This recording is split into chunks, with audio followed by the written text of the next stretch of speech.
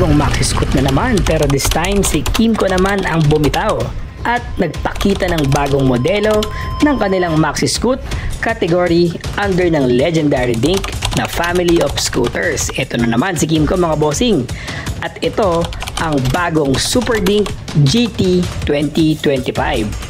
Sa itsura pa lang ay kitang-kita ang unique na front design ng headlight nito at medyo binago ang mga aerodynamics. Napakalaki din ng underseat compartment nito na kaya mag-fit ang dalawang helmet. Kitang-kita naman dyan.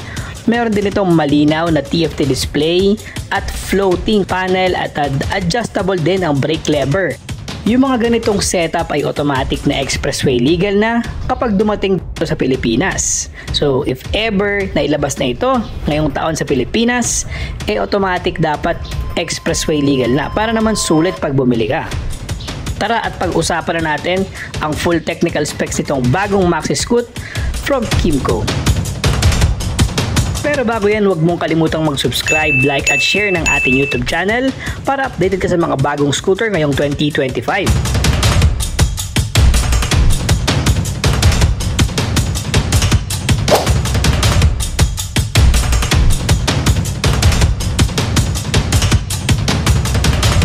Simulan natin sa makina mga bossing. Meron itong engine na 321cc, single overhead camshaft, 4-stroke, 4 valves, liquid cooled, single cylinder with electric fuel injected.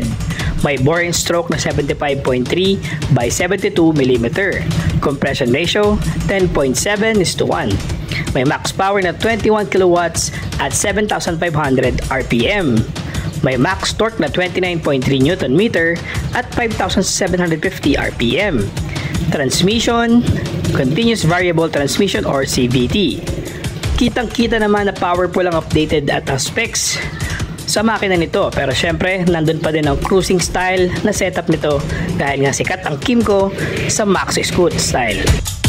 When it comes sa dimension mga bossing, meron itong 2,165mm by 780mm by 1,285mm para sa kanyang length, width at height.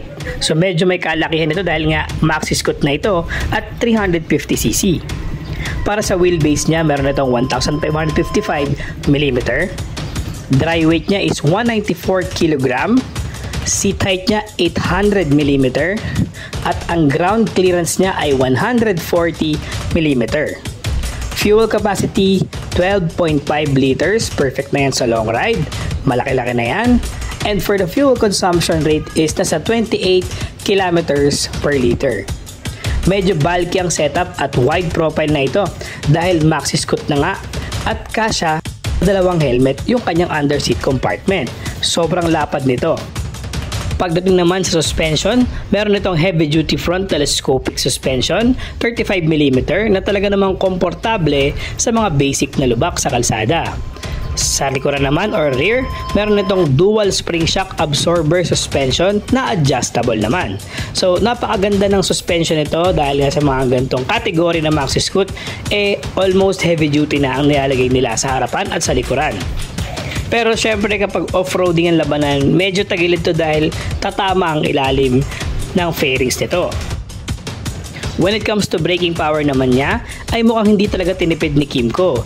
Meron itong dual hydraulic disc brake na loaded parehas ng anti-lock braking system or ABS at traction control system or TCS. Sa mga hindi nakakaalam kung ano ang ABS at TCS, isang simpleng explanation lamang po. Ito ay makabagong tech and specs na nilalagay sa mga bagong motorsiklo or scooter upang maging ligtas ang driver kung bigla man itong gumamit ng preno kung sakaling may hindi inaasahang pangyayari tulad ng biglang pagliko ng jeep, tricycle o di kaya naman tumawid na manok, pusa or aso. Tinutulungan ang driver nito na magpreno ng mas mainam lalo na kapag bigla ang pindot ng kanyang preno. Yun po ang ABS. Traction control naman po or TCSS, nakakatulong po yan kapag umuulan at madulas ang surface ng kalsada.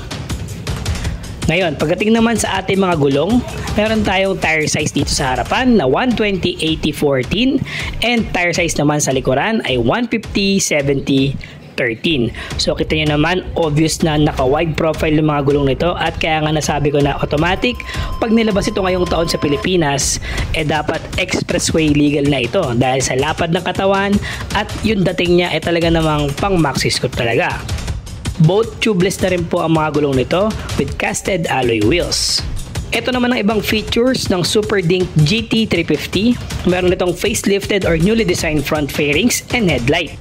Naka-smart keyless system, wide and clear floating TFT display, adjustable brake lever, hazard light, passing light, traction control or TCS button, active ABS, active TCS, huge underseat compartment na kaya mag-fit ng dalawang full face na helmet at sa ilaw naman is all LED lighting.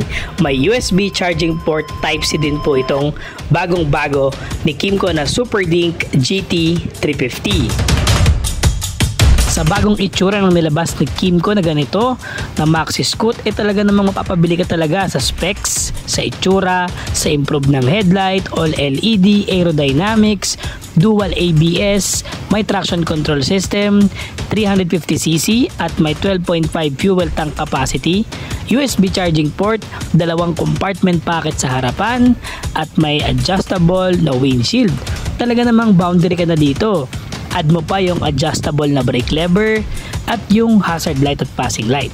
Sa akin sobrang sulit ito at sana naman ilabas sa Pilipinas, expressway legal at may murang presyo. Ngayon sa price range naman natin, 280 to 300k or 300,000 pesos kung ko-convert sa Philippine peso. Medyo standard naman yung presyo niya kung expressway legal na yan pag dumating sa Pilipinas. Once again, this is Vlog Nicosa for more scooter update this 2025.